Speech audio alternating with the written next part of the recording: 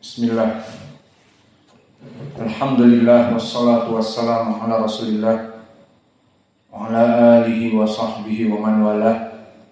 Wa ashhadu an la ilaha illallah wahdahu la syarikalah wa ashhadu anna Muhammadan abduhu wa rasuluh, amma ba'd. Alhamdulillah, pada kesempatan hari ini, hari Rabu malam Kamis 31 Juli 2024 bertepatan dengan malam ke-26 dari bulan Muharram 1446 Hijriah. Kita lanjutkan kajian di Fakultas Ilmu Fiqh dari kitab Umdatul Ahkam dari bab Al-Buyu' tentang permasalahan jual beli. Maka telah kita bahas di pelajaran yang lalu hadis tentang permasalahan haramnya jual beli yang mana berhubungan dengan fihi goror. Apa makna goror? Goror adalah adanya penipuan yang menyebabkan orang yang membeli itu terugikan. Dan diantaranya seperti naha anil munabadah dan juga naha anil mulamasah, yang mana maknanya seseorang menjual dari barang-barang yang dia jual, namun cara membelinya dengan al-munabadah, melemparkan secari kain kepada benda yang ada, maka itu haknya. Maka di sini dilarang dikarenakan ada goror. Bisa jadi dia mendapatkan benda yang dia harus membayar yang tidak dia inginkan. Dan begitupun al-mulamasah, membeli pakaian hanya sekadar diraba. Maka teraba, mau yang ini.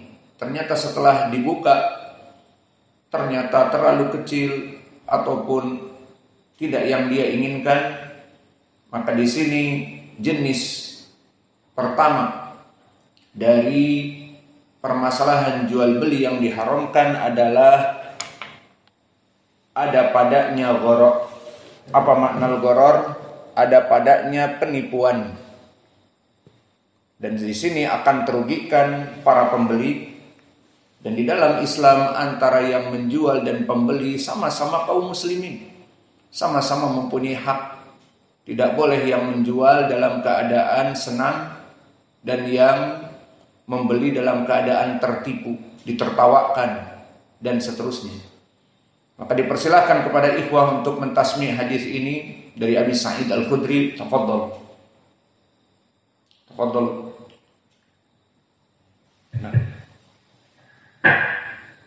Kullukum.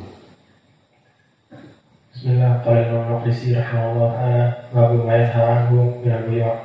An Abi Sa'id Al-Khudri radhiyallahu anhu Rasulullah sallallahu alaihi wasallam naha 'anil munabadah wa hiya tarku rajuli thawbahu bil bai'i ila rajuli qabla an yuqallibahu aw yanzura ilayhi. Wa naha 'anil mulamasa wa hiya lamsu thawbi wa la yanzuru ilayhi.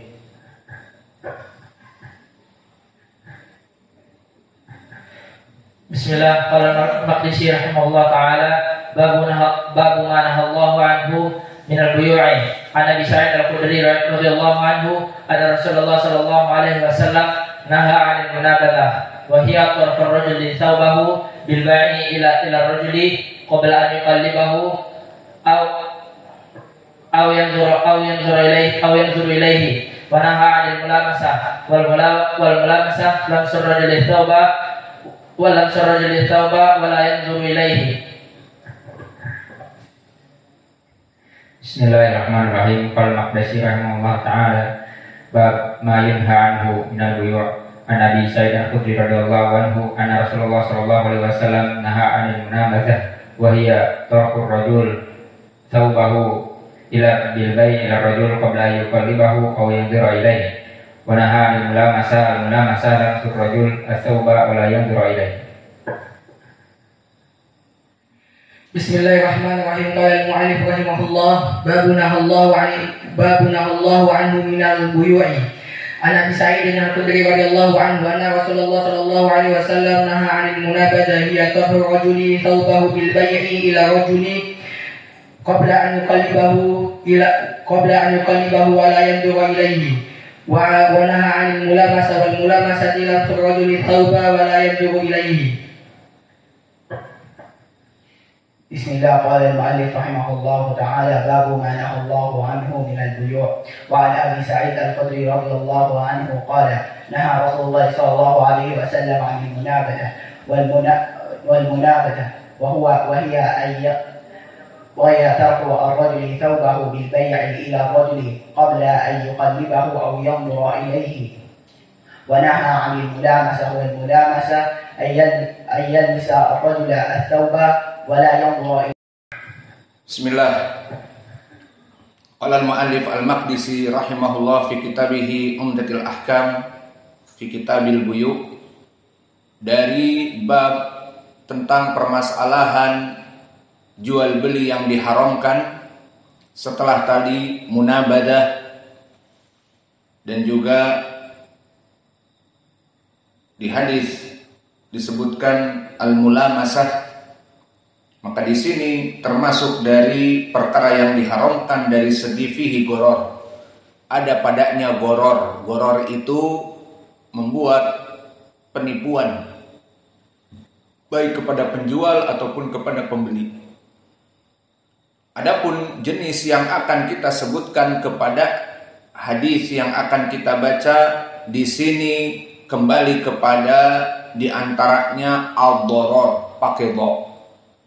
Kalau al-gharar ada penipuan, al-dharar ada madharrah.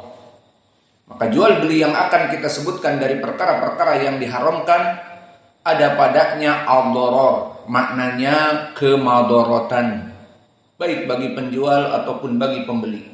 Maka di Islam tidak menginginkan jual beli dalam keadaan kemadharatan, kelicikan dari penjual ataupun pembeli.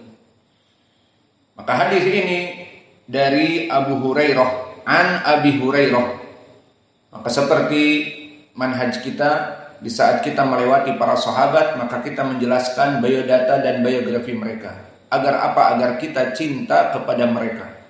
Karena kecintaan kita kepada para sahabat ibadah.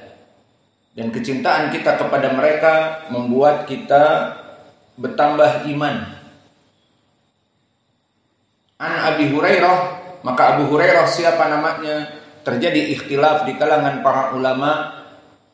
Maka namanya yang rajih, dirajihkan oleh para ulama dari banyak khilaf adalah Abdurrahman ibnu Sakhrin Ad-Dawsi, dan Ad-Dawsi dari Yaman. Maka Abu Hurairah berhijrah meninggalkan Yaman ke Madinah mengikuti Nabi. Kapan hijrahnya dia? Sebelum meninggalnya Nabi 3 tahun. Maka Nabi hijrah ke Madinah berlangsung 10 tahunan. Maka datanglah Abu Hurairah. Maka Abu Hurairah di sini bagaimana dia menuntut ilmu? Dia sangat rajin dan dia banyak duduk bersama Nabi. Kathratul mulazamah. Maka Abu Hurairah hanya 3 tahun menuntut ilmu bersama Nabi, dia menjadi top of the top, best of the best. Dia menjadi hufadus sahabah, menjadi sahabat yang paling hafal hadisnya. Padahal para sahabat yang duduk bersama Nabi mulazamah telah terdahulu, seperti Abu Bakar wa Umar wa Utsman wa Ali, terutama mereka dari kelompok al-muhajirun. Maka mereka bersama Nabi dulu di Mekah. Ataupun Al-Ansar. Setelah 10 tahun pertama,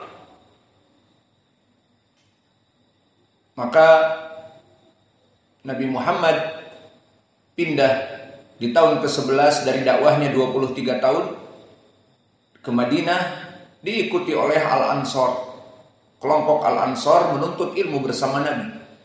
Namun dari kelompok Al-Muhajirun dan Al-Ansar itu tidak ada yang lebih hafal dan lebih banyak menghafal hadis daripada Abu Hurairah yang dari Yaman hanya 3 tahun saja. Mana dalilnya dan bagaimana bisa seperti ini? Seperti hadis yang datang dari Abi Hurairah sendiri. Kuntu ulazimu Rasulullah sallallahu alaihi wasallam alamal ibatni. Bahwa aku dulu duduk terus mengambil ilmu dari Nabi dalam keadaan perutku lapar.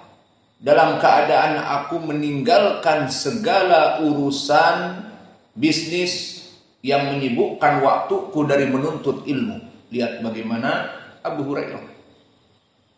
Yang penting duduk bersama Nabi, menulis hadis atau menghafalnya itu lebih baik daripada mencari untuk makan, karena dia tinggal di ahli suffah. Maknanya ahli suffah adalah orang yang bujangan yang tinggal di masjid, di serambi masjid, tinggal di situ dalam keadaan makan dan minum sedekah dari kaum muslimin. Maka kadang-kadang Abu Hurairah dalam keadaan lapar. Di saat dia lapar, dia ganjal perutnya dengan batu dan diikat dengan imamahnya. Lihat bagaimana orang-orang dahulu. Dan orang yang dalam keadaan miskin dan papa yang tujuannya untuk mengambil hadis Nabi ini, tidak lama setelah itu dia menjadi orang kaya raya, jaya raya. Maka please, antum semua yang hadir di sini jangan dipikir anaknya dimasukkan kepada pondok masa depannya suram. Lah, anak-anak kita masuk ke pondok justru masa depan dia kelak di hari akhirat insya Allah masuk surga, dan juga di dunia akan menjadi cerah. Kalau hanya sekedar menuntut ilmu dunia, ahli fisika, ahli kimia, ahli komputer, maka berapa banyak dari anak-anak yang belajar di senior high school, SMA, ataupun di university, ataupun di college, dari perkuliahan, berapa banyak? Dan coba lihat berapa banyak yang nganggur. Dari mereka insinyur, dari mereka S1, dan seterusnya. Namun orang-orang yang menghafal Al-Quran jarang. Dan orang-orang yang menghafal hadis-hadis jarang. Maka kalian masa depan bukan suram, tetapi masa depan berpelita, bercahaya. Apalagi kalian di sini belajar bersama kami. Kenapa kami mengatakan demikian? Karena kami memandang kalian setelah 3 tahun ke depan, selama kalian bisa menghafal Al-Quran banyak atau sudah hafal semuanya dan bisa berbicara bahasa Arab dengan lancar dan akhlak kalian mulia, maka kami akan mengirim kalian ke Yaman. Sehingga tujuan kami di sini bagi kalian yang mumpuni, membantu kalian untuk pergi ke Yaman. Maaf, tidak seperti pondok-pondok lain misalnya sekolah 6 tahun tingkat SD, kemudian SMP 3 tahun, kemudian SMP 3 tahun, berapa? 6 kali tambah 6 12. Setelah itu pengabdian 2 tahun. Maka kebanyakan setelah itu selesai. Namun di sini kita menginginkan kalian belajar terus, mengepakkan sayap ke Yaman. Jika kalian benar-benar bersungguh-sungguh, nanti akan kita carikan dari tiket ke Yaman. Maka di sini terus terang kalian diinginkan oleh kami bersungguh-sungguh untuk belajar. Maka kenapa di sini yang masbuker dipukul, yang tidak adzan awal, kemudian kita adzan dipukul, kemudian yang tidak datang ke masjid 4.30 dipukul. Kemarin saya di Muara Bungo gimana? Ada adzan awal 4.30 ada, atau pada tidur? Ada yang dipukul? Nanti dipukul. Ada yang tidak hadir. Baik. Maka di sini kita mendidik kalian dikarenakan kita ingin di ma'had ini bukan kalian hanya menghafal dan menghafal, kemudian kalian belajar dan belajar, tidak. Juga kalian menghidupkan sunnah, melaksanakan sunnah-sunnah yang ada. Maka di sini kesimpulannya, kita menginginkan kerjasama yang baik. Maka oleh sebab itu kepada para bapak-bapak wali-wali santri kami berikan grup khusus, grup wali santri, agar mengikuti streaming. Pertama dia mendengar dari anak-anaknya tasmi, di mana dia rindu anaknya berbulan-bulan, bertahun-tahun belajar terus dengan kita karena kita tidak ada libur. Ma'had ini tidak libur seperti di ma'had yang lain, ujian setengah semester, sepekan, libur 2 pekan. Ujian tahunan, libur 1 bulan, 2 bulan, tidak. Di sini terus ujian, tidak ada multiple choice, pilih A, B, C, D. Dan ujian langsung praktek. Seperti ujian yang sering kita lakukan, terutama qiraat. Dan ujian langsung dari pelajaran seperti Sahih Al-Bukhari diujikan untuk ditasmi dari hadis dan seterusnya. Itulah ujian-ujian yang ada pada kita. Maka di sini alhamdulillah dulu Abu Hurairah dalam hanya waktu 3 tahun maka dia menghafal hadis 5.740 hadis. Maka dia ranking pertama. Setelah itu Abdullah bin Umar yang hanya 2.000-an lebih. Maka Abu Hurairah dari semangatnya yang kuat, dia tidak menyia-nyiakan waktu. Maka hidupnya hanya belajar, menuntut ilmu dan menghafal. Maka tadi disebutkan bahwa aku duduk bersama Nabi alamal ibatni, dengan perutku yang lapar. Mencukupkan diri untuk tidak bekerja, membuang-buang waktu. Kemudian setelah itu disebutkan wa amma al-muhajirun wa yasfikuna fil aswaq. Adapun orang-orang muhajirun mereka sibuk di pasar-pasar mereka. Wa amal ansor, adapun orang-orang ansor mereka sibuk di kebun-kebun sawit mereka. Iya, ada sawit. Kebun-kebun kurma. Maka di sini Abu Hurairah berbeda dengan yang lainnya. Dan yang kedua, Abu Hurairah memang dianugerahkan oleh Allah dengan diberikan obat oleh Nabi agar dia jika menghafal hadis tidak pernah lupa. Hadis muttafaqun alaih juga dari Abi Hurairah, kuntu ahfad min Rasulillah sallallahu alaihi wa ala alihi wasallam ahadits katsirah. Bahwa dulu aku menghafal dari Nabi hadis-hadis yang banyak. Kemudian fa'ansaha, kemudian aku lupa dari hadis-hadis tersebut. Maka aku mengadu kepada Nabi Muhammad tentang permasalahan ini, maka Nabi mengobatiku dengan disuruh aku membuka pakaian atas kemeja. Maka dibuka dada Abu Hurairah. Kemudian didoakan oleh Nabi. Kemudian seperti ruqyah diberikan nafas seperti itu. Kemudian berkata Nabi, al-an igrifhu ila sadri. Sekarang tekan ruqyah tadi dan juga apa yang ditiupkan oleh Nabi tadi di dada Abi Hurairah, tekan ke dadamu. Maka ditekan kepada dada Abi Hurairah. Apa kata Abu Hurairah? Walladzi nafsi biyadih, demi Allah jiwaku yang ada di tangannya. Semenjak itu idza hafidtul hadis lam ansaha. Jika aku menghafal hadis maka aku tidak pernah lupa. Maka di sini kita mengetahui bagaimana Allah menginginkan Abu Hurairah sebagai penjaga gawang hadis dari para sahabat. Di mana dia menghafal hadis tidak tanggung-tanggung 5.704 hadis, 40 hadis. Maka ini jumlah yang besar dia hafal di hatinya. Maka jika komputer kita atau laptop kita mempunyai hard disk yang di dalamnya misalnya 1 tera, kemudian kita membeli hard disk yang luar 2 tera, berarti mempunyai 3 tera. Maknanya 3000 GB. Maka Abu Hurairah mempunyai hafalannya 5.740 hadis. Dihafal. Maka Allah menjaga agama ini dengan At-Taifah Al-Mansurah, di antaranya seperti Abu Hurairah. Maka Allah berfirman di dalam Al-Quran, inna nahnu nazzalna dzikra wa inna lahu lahafidun.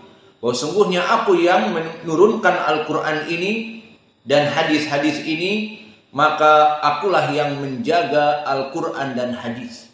Bagaimana Allah menjaga Al-Quran dan hadis? Dengan dihafal oleh para sahabat, ucapan-ucapan Nabi, perbuatan Nabi, dan seterusnya.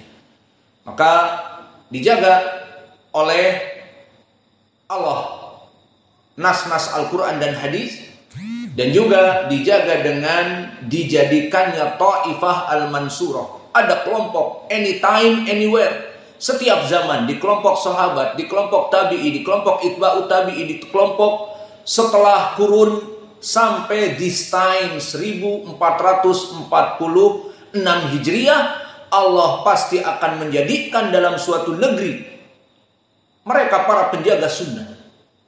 Maka di Saudiyah di zaman now misalnya, dari yang telah lampau kita bicarakan ulama yang meninggal ala sunnah, misalnya Syekh Ibnu Baz, Syekh Ibnu Utsaimin, dan juga yang telah meninggal Syekh Ubaid dan yang lainnya. Mereka meninggal di atas sunnah, dan mereka penjaga gawang ahli sunnah di zaman kita. Dan di Yaman Syekh kami Mukbil Al-Wadi'i, dan di Suriah ataupun di Urdun, Jordan, Syekh Al-Albani rahimahullah. Maka ini misal bahwa di zaman kita pun para penjaga-penjaga ilmu agama Islam akan terus ada dan eksis sampai akhir kiamah kelak. Dan di berbagai negeri, di Amerika ada penjaga gawang di sana, dan di Indonesia ada penjaga gawang sunnah, dan di Malaysia dan di negeri-negeri yang lain, yang mana mereka menjaga sunnah, menghidupkan sunnah, mematikan kebid'ahan, menegakkan tauhid, menghancurkan kesyirikan. Itu pekerjaan mereka, akan selalu ada. Maka hadisnya hadis yang mutawatir datang dari sekitar 8 sahabat. Berkata Rasulullah sallallahu alaihi wa ala alihi wasallam, la tazalu dhahirina 'alal haq la yadurruhum man khalafahum wa khadalahum ila yaumil qiyamah wa hum dhahirun. La tazalu ummati dhahirina 'alal haq. Maka terus agama Islam itu ada suatu kelompok yang mana dia itu mendohirkan agamanya, menjelaskan dakwah yang hak kepada manusia, yang mana ada orang-orang kafir memeranginya tidak berpengaruh, mereka akan tetap eksis ada. Dan mereka Taifah Al-Mansurah ataupun Al-Firqah An-Najiyah, maka di dalam setiap zaman, setiap waktu pasti ada. Maka Abu Hurairah termasuk Taifah Al-Mansurah dari para sahabat yang menghafal hadis. Kemudian setelah itu di zaman tabi'i ada Taifah Al-Mansurah juga, di zaman itba'ut tabi'in, dan terus sampai kelak di hari kiamat yang akan datang. Menjelang hari kiamat mereka akan tetap menjaga agama ini, karena Allah telah berjanji, inna nahnu nazzalna dzikra wa inna lahu lahafidun. Kami yang menurunkan Al-Quran dan Sunnah dan agama Islam, maka kami pasti akan menjaganya. Maka Abu Hurairah dalam keadaan miskin dan papa itu tidak lama kemudian menjadi kaya raya. Tadi kembali kepada permasalahan orang-orang yang menuntut ilmu itu jangan takut masa depannya suram. Kecuali mereka yang memang mungkin setelah itu futur, tidak sabar, akhirnya keluar dari pondok misalnya, atau bekerja, atau apa saja, ya sudah, berarti dia akan seperti orang-orang yang biasa. Namun jika dia terus-menerus menuntut ilmu, kemudian mengepakkan sayap ke Yaman, pulang dari Yaman sudah bertahun-tahun, maka dia akan menjadi jabatan paling sedikit misalnya pembantu rektor, ya, rektor di Ma'had, atau menjadi pembantu dakwah dan seterusnya. Kemudian setelah itu Allah buka, karena dakwah ini besar, luas, ada orang-orang kaya yang ingin membuat ma'had. Nah, dijadikanlah dia akhirnya menjadi pembina setelah dia dulunya pembantu rektor atau pembantu dosen. Maka akhirnya dia menjadi profesor sendiri di ma'hadnya, menjadi pembina di ma'hadnya. Maka sabar kalian, tidak akan lama waktu kalian akan menjadi kaya raya jaya raya. Please, di hati kalian jangan dipikir, aku cuman ngafal Quran, hadis, hidup miskin, cuman ngederes karet, cuman mempunyai atau memanen sawit, iya panennya 15 hektar, kaya.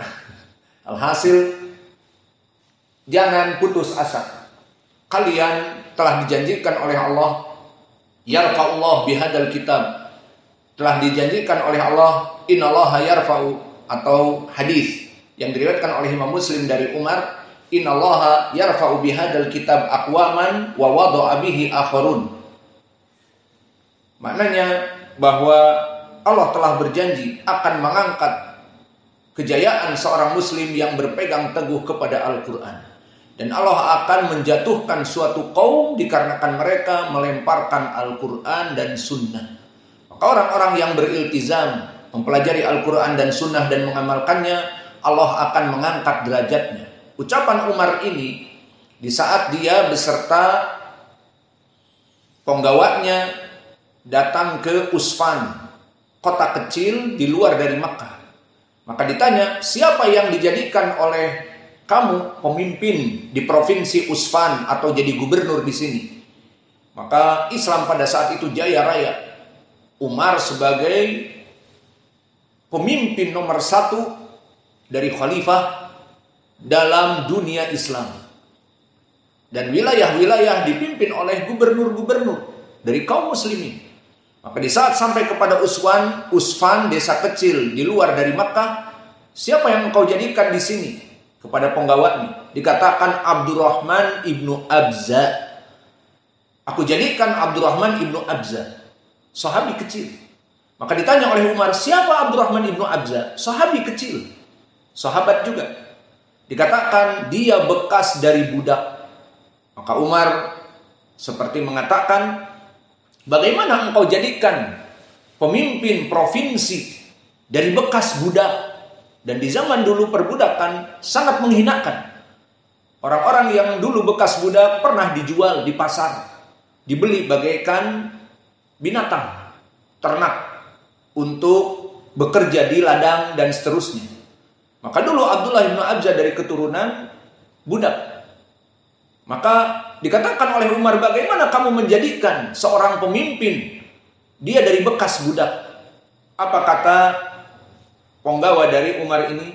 Walakinna ya Amirul Mukminin huwa hafidun bil Quran wa a'lamun nas bi al-faraid. Tetapi dia orang yang menghafal Al-Quran dengan qiraahnya, dengan tajwidnya, dan juga dia mengetahui ilmu fikih dan ilmu waris faraid. Maka barulah ingat dan tersadar Umar meriwayatkan hadis ini, innallaha yarfa'u bihadzal kitab aqwaman wa wada'a bihi akharun. Aku mengingat Nabi dulu berkata, Allah mengangkat derajat suatu kaum karena dia berpegang teguh dengan Al-Quran dan Sunnah. Dan Allah menjatuhkan suatu kaum dari kejayaannya dikarenakan dia melemparkan Al-Quran dan Sunnah.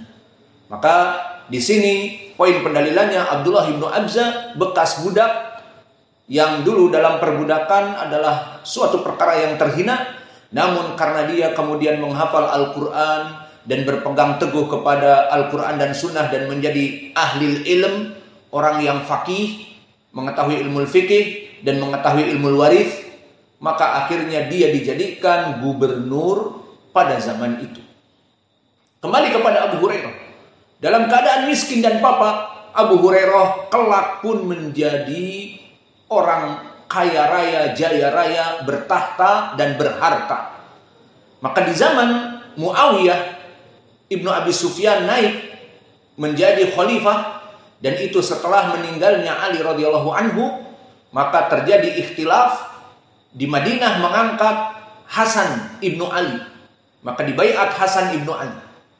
Dan di negeri luar dari Madinah, karena sudah negeri-negeri itu dikuasai di zaman Umar, apalagi di zaman setelah itu Utsman dan Ali. Maka Ali meninggal, kaum muslimin sudah membuka Mesir dan membuka Irak. Itu negara-negara baru semua. Yang tadinya hanya di Jaziratul Arab di Madinah dan Makkah, tetapi sudah masuk ke benua Eropa. Pada saat itu dikuasai oleh Persia dan Rum, jatuh oleh kaum muslimin. Dan begitupun Afrika, Mesir dan yang lainnya jatuh kepada tangan kaum muslimin. Maka mulailah kedaulatan Islam merebak di mana-mana, dan pemimpin-pemimpin dari para sahabat menjabati dari provinsi-provinsi menjadi gubernur-gubernur di berbagai negeri. Maka di saat meninggal Ali radhiyallahu anhu di Madinah dibaiat Hasan. Ternyata di luar dibaiat Muawiyah ibnu Abi Sufyan. Maka subhanallah, tidak boleh terjadi dalam keadaan seperti ini. Akhirnya sepakat kaum muslimin karena ada hadis man bayya'a ba'dal imam faqtuluh. Barang siapa yang dibaiat setelah dibaiat imam, jadi ada dua, sehingga terjadi perang saudara, maka bunuh yang kedua. Maka di sini akhirnya dirapatkan, dan Al Hasan ibnu Ali dan dia dengan penuh kehormatan meletakkan jabatannya, saya memberikan amanah umat ini untuk Muawiyah ibnu Abi Sufyan. Subhanallah. Hampir-hampir terjadi peperangan sesama kaum muslimin. Yang mendukung Al-Hasan menginginkan Al-Hasan, dan yang mendukung Muawiyah menginginkan Muawiyah. Maka daripada terjadi tumpah darah sesama kaum muslimin, Al-Hasan ibnu Ali menurunkan jabatannya, sudah. Pemimpin di dalam Islam harus satu, tidak boleh dua. Maka Muawiyah. Akhirnya Muawiyah dibai'ah menjadi Amirul Mukminin yang kelima setelah Ali radhiyallahu anhu. Maka poinnya, di saat Muawiyah menjadi pemimpin dan kebanyakan dia bertugas di luar dari Madinah, maka dia memerintahkan Amir Madinah siapa? Abu Hurairah. Lihat, Abu Hurairah yang miskin dan papa jadi gubernur. Dan itu tidak lama. Maka dia mendapatkan dunia dan akhirah. Dan kalau dilihat seperti di zaman now, Abu Hurairah apakah berhak menjadi gubernur di Yaman? Di Madinah? Kalau di zaman now tidak boleh ya. Karena harus ada putra daerah. Maka kayak antum lebih berhak jadi wali kota. Iya. Orang-orang awak di Damasraya. Karena antum lahir di sini. Abu Yazid lebih berhak dari saya untuk menjadi wali kota. Iya, Abu Yazid. Karena putra daerah, iya apa tidak? Adapun Abu Hurairah tidak ada hitung-hitungan putra daerah. Dia dari Yaman, kemudian menjadi pemimpin gubernur di Madinah. Di zaman dulu tidak ada putra daerah. Di zaman dulu yang dihitung ketakwaan sesuai hadis dan ayat inna akramakum indallahi atqakum. Dan hadis Abu Hurairah, innallaha la yamduru ila suwarikum wala ila ajsadikum walakin yamduru ila qulubikum. Bahwa Allah tidak memandang kepada badan kalian dan tampang kalian dan dari mana kalian lahir, tetapi Allah melihat kepada ketakwaan dan hati kalian. Maka dibaiatlah Abu Hurairah menjadi gubernur Madinah. Maka dia alhamdulillah tidak seperti awal dalam keadaan miskin dan papa. Dalam keadaan kelaparan dia ikat perutnya dengan batu. Sekarang selesai dari Abi Hurairah. Itulah dari biodata dan biografi Abu Hurairah, agar apa kita cinta kepada Abi Hurairah. Maka jika kalian melihat biodata, lihatlah biodata para sahabat dan para tabi'in, itba'ut tabi'in dari Qurun al-Mufaddalah. Jangan membuka biodata Cristiano Ronaldo ataupun Messi mendapatkan Ballon d'Or di tahun demikian dan demikian, dan mengangkat bangsanya mendapatkan Piala Dunia pada tahun 2000 sekian-sekian, dan dia mencetak gol di Barcelona bla bla bla, dan di PSG bla bla bla. Apa faidahnya? Namun di saat kita melihat biodata dan biografi sahabat, dan Allah mengangkat derajat di dunia dan di hari akhirat karena ilmunya, membuat kalian semakin semangat dalam menuntut ilmu. Selesai dari Abi Hurairah, kita masuk kepada hadis. Anna Rasulullah sallallahu alaihi wasallam yaqul au qala, berkata Nabi, la talaku ar-rukban. Maka makna la talaku, la di sini la nahya, maknanya larangan. Janganlah talaku bertemu ar-rukban. Apa makna rukban? Rukban jamak dari raqib. Maka janganlah bertemu dua kelompok di tempat selain dari pasar untuk membeli barang.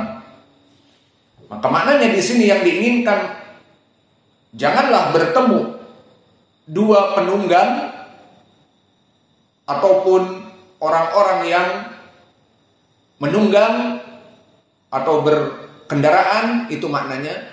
Apa makna dari ibarah ini? Janganlah bertemu dari para kafilah ataupun mereka orang-orang yang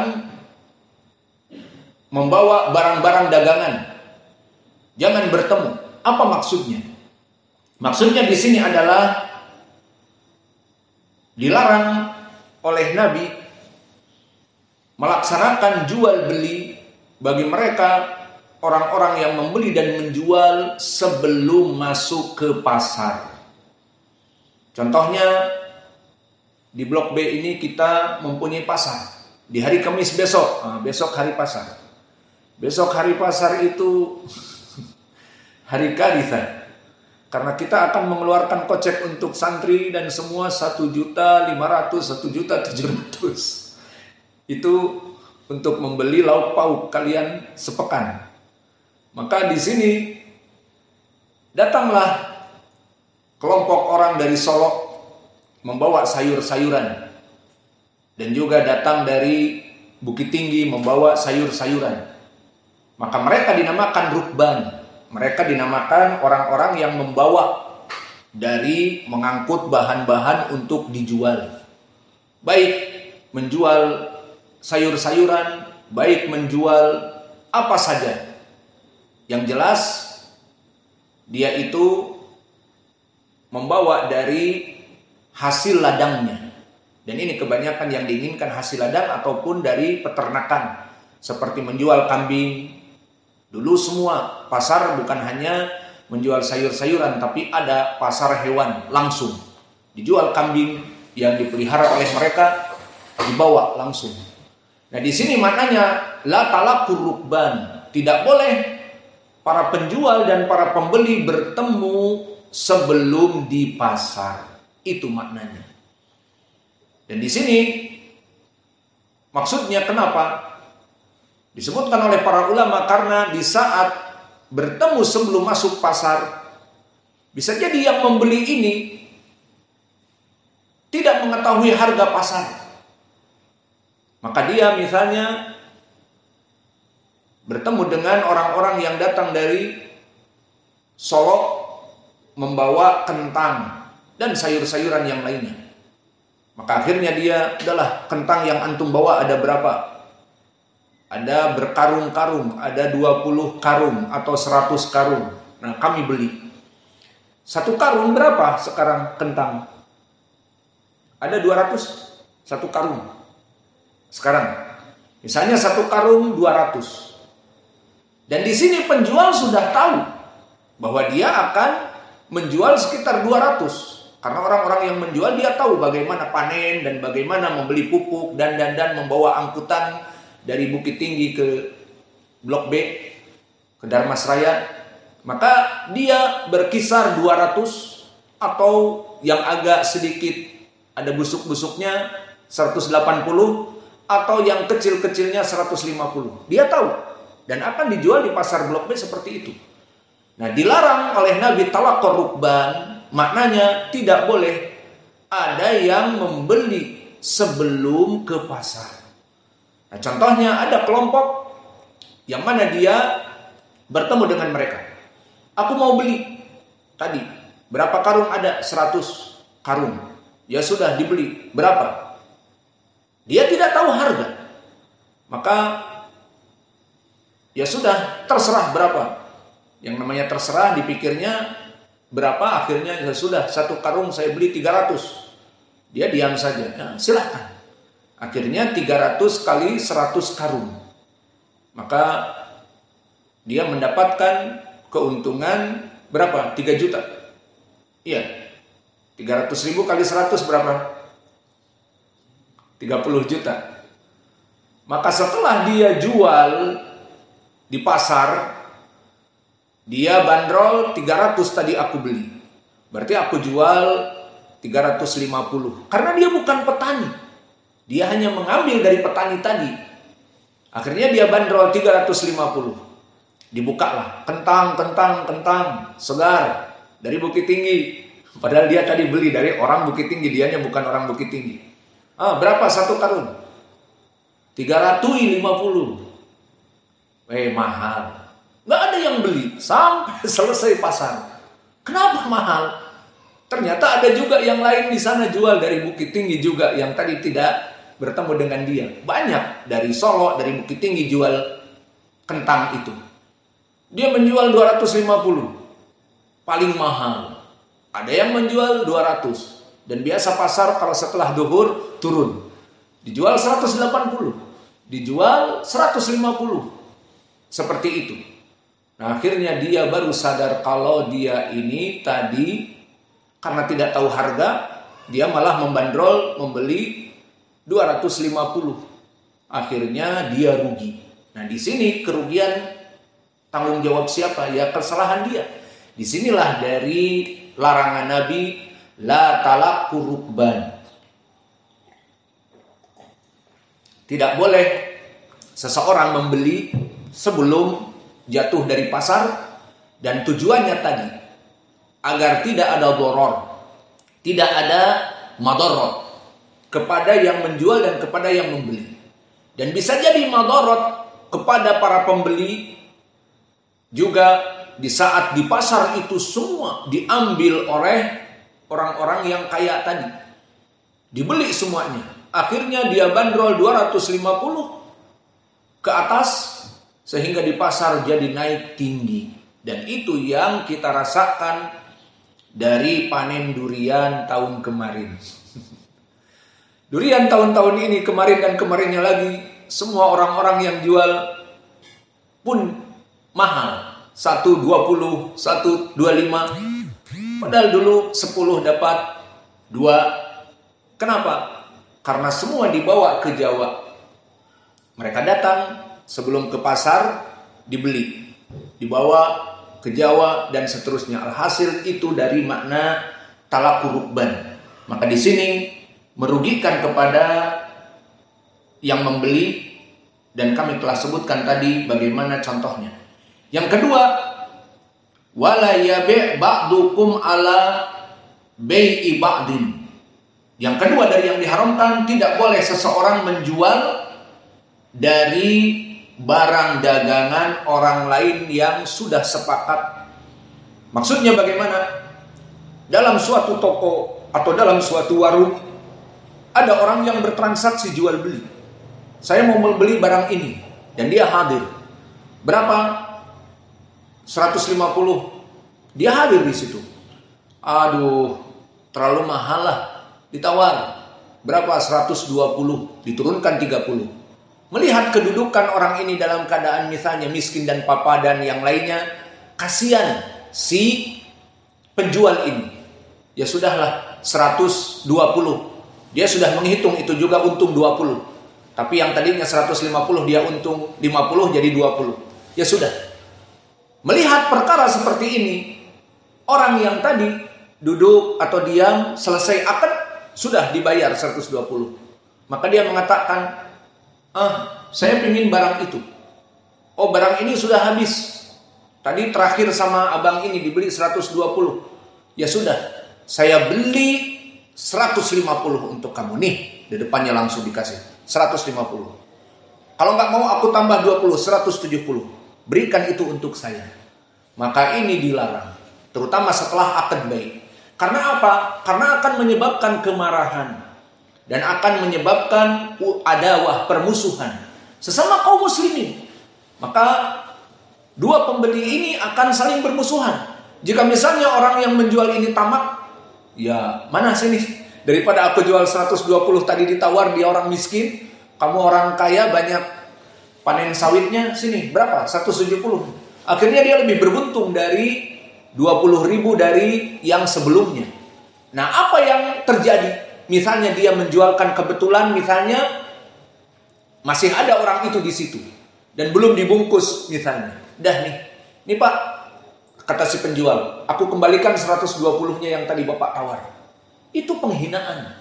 Ya apa tidak? Membuat al-adawah, membuat persengketaan. Orang ini akan maki-maki dan sebagainya. Tamak sekali kau ya, tadi sepakat 120, kemudian orang menawar 170 padahal saya sudah selesai akad. Itu yang jadi masalah. Kalau akad belum selesai mungkin bisa jadi, tapi tetap tidak mempunyai adab juga. Maka yang jelas di sini ini contoh tidak boleh seseorang membeli dari hasil akad orang lain, dibeli dengan harga yang tinggi dan seterusnya. Maka ini tidak boleh karena doror. Semuanya sekarang masalahnya doror. Apa doror? Memberikan madorot kepada yang membeli atau yang menjual. Contoh yang ketiga, wala tanajasu. Apa makna tanajasu? Dan la di sini la nahya. Tanajasu adalah dari an-najis. Dan dia maknanya adalah aziyadah fi sil'ah mimman la yurid syira'uha bal li naf'il ba'i bi ziyadati thaman au madarrah al-mushtari bi agla as-thaman. Maknanya seseorang menjual kepada orang yang membutuhkan, di mana si penjual ini menambah perkara-perkara yang tidak semestinya, namun masih berhubungan agar harganya menjadi naik. Dikarenakan orang yang menjual ini pertama dilihat butuh dan juga rangkayu. Contoh, misalnya seseorang membeli laptop, komputer yang bisa dibawa-bawa, laptop. Maka laptop itu misalnya dia beli Lenovo yang baru, komputernya saja, laptopnya saja 6 juta. Maka di saat orang ini datang dengan Pajero, oh ini orang kaya nih, kata si penjual. Terus masuk menawarkan, Pak, saya mau Lenovo yang terbaru. Yang mana speknya, spekulasinya ataupun spesifiknya, ROM-nya demikian, dan harddisknya demikian dan demikian. Maka dia akan menunjukkan, dia tahu tahun 2024 laptop Lenovo yang terbaru ya 6 juta. Si orang yang menjual ini, kecuali yang membeli tidak tahu. Namun dia orang kaya. Maka dia katakan ini Lenovo. Diberikan asal dari laptop itu dijual hanya laptopnya dengan cas-casannya. Itu saja. Kemudian dia masukkan mouse, padahal sudah ada mouse, tapi ditambah mouse yang keluar. Kemudian ditambah oleh dia hard disk 1 tera yang eksternal. Kemudian ditambah kantongnya. Kantongnya di luar lagi. Maka akhirnya berapa? 7.500.000. Kok bisa 7.500.000? Ini tas, ini demikian, ini hard disk, ini mouse, ini. Itu tidak masuk kepada perkara. Membeli laptop hanya 6 juta, hanya itu saja. Laptop dengan pengecasannya. Maka ditambah 1.500.000 dari mana? Dari tas, dari bla bla bla. Tanpa kesepakatan. Maka di sini dia masuk kepada an-najas. Wala tanajasu. Akhirnya jadi mahal. Alhamdulillah misalnya dia mampu. Namun setelah dia pulang dia akan kecewa. Di saat dia melihat, kamu membeli Lenovo yang baru berapa temannya? Karena dia datang karena tahu dari temannya 6 juta. Di toko yang sama. Loh aku kok 7,5 juta? Ya Allah, kok bisa nambah 1.500.000? Ternyata ditambah tadi mouse, ditambah dengan harga-harga tambahan tadi yang 1.500.000 dimasukkan. Maka orang ini akan marah. Aku ingin membeli laptop saja, bukan untuk membeli ini. Ini contohnya. Dan contoh yang lain misalnya di klinik ataupun di mana. Seseorang datang untuk berobat ke klinik, kebetulan diopname. Yang diopname misalnya anaknya. Kemudian di saat diopname anaknya, yang khusus anaknya saja, kemudian kebetulan dia diopname, dimasukkanlah oleh orang-orang di rumah sakit itu karena dia kliniknya swasta, punya seseorang, masukkan makanan dan minuman yang dimakan oleh ibunya dengan alasan perbaikan gizi. Jadi yang diopname anaknya yang kecil, namun ibunya di situ kan menyusui, diberikanlah apa dihitung nanti. Kemudian apa-apa yang tidak disepakati seperti ditambah obat ini, obat itu, padahal obat ini, obat itu tidak dibutuhkan. Maka ini masuk kepada najas. Sehingga di saat selesai berapa semuanya? Demikian dan demikian juta, kaget. Kok padahal yang kita sepakati demikian? Yaitu tadi makanan untuk ibunya. Siapa suruh kasih makan kepada ibunya? Ya bapak juga tadi makan kan ibunya. Ya kan tidak tahu. Dipikir gratis. Memangnya ada gratis? Misalnya seperti itu. Akhirnya ribut. Alhasil itulah an-najas. Semua yang memberikan madarat di dalam Islam, maka dia itu diharamkan. Maka bai'un najas bisa jadi halal jika disebutkan seperti tadi contoh. Seperti orang-orang yang baik. Kita membeli Lenovo, diberikan asalnya. Pak, ada paket nih Pak baru. Apa? Ada tas, sekalian mouse, sekalian hard disk, sekalian. Kalau Bapak mau ambil harganya 1.500.000. Jelas orang ini, enggak, aku maunya yang asli saja 6 juta, kan butuh laptop aja. Nah, misalnya seperti itu. Dia katakan, oke lah Pak, kalau Bapak mengambil dengan paket ini, tas dan yang lainnya tadi, saya kurangi 1 juta atau 1.200.000. Berarti dia mikir untung 300. Dan dia lihat memang tas dan sebagainya bagus. Ya sudah, ini bukan bai'un najas. Karena apa? Dia menjelaskan. Dari 7.500.000 kok bisa menjadi seperti itu? Dijelaskan bahwa ini tambahan, bukan asal dari laptop. Faham ya? Maka jika dia ridho, ya sudah, tidak apa-apa. Berapa semuanya? 1.500.000. Dia beli, maka bukan bai'un najas. Apalagi di korting tadi menjadi 1.200.000, tidak apa-apa. Namun di saat dimasukkan tanpa kesepakatan, maka akan terjadi doror. Dan jika dia mengetahui, dia akan menelpon atau mengadu. Kenapa kamu jual kepada saya 7.500.000 kepada teman saya kemarin? Saya datang ke sini karena teman saya kemarin beli. Dan saya ingin seperti yang punya teman saya. Kamu jual 6 juta. Kok ke saya 7.500.000? Itulah an-najas menyebabkan seseorang menjadi ribut. Nah, apa-apa yang membuat doror kepada kaum muslimin dasarnya tidak boleh. Paham ya? Di sini bai'un najas. Kalau dia terus terang, maka dia akan diberkahi. Maka di dalam hadis terdahulu, al-bai'ani bil khiyar ma lam yatafarraqa. Fa idza bayyana faburika fi bai'ihi. Maka seorang yang jual beli itu dengan ridho. Nah, di sini najas tidak ada keridhaan. Ditambah terus sama yang menjual. Yang membeli miskin, tidak tahu, dipikirnya laptop itu 7.500.000, ya sudah.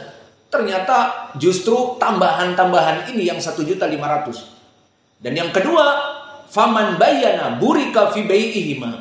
Maka barang siapa penjual menjelaskan, ini Pak harga laptop asli 6 juta. Dan ini Pak paket tambahan 1.500.000. Mau Bapak ambil ini? Oh enggak, ya udah Pak di korting jadi 1.200.000. Jadi Bapak membayar 7.200.000. Ada laptop ditambah bla bla bla tadi. Oh gitu. Ya udahlah mau. Al-bai'ani bil khiyar itu yang diinginkan. Namun di saat bai'un najas tadi dia sembunyikan, pokoknya 7.500.000, maka ini yang diharamkan dan tidak boleh. Sudah ada? Di sini masih banyak dari poin-poin yang dilarang. Maka bagaimana kalau kita cukupkan sampai di sini, dan insya Allah Di pelajaran yang akan datang kita sambung. Wa naktafi ila huna wa jazakumullahu khairan wa barakallahu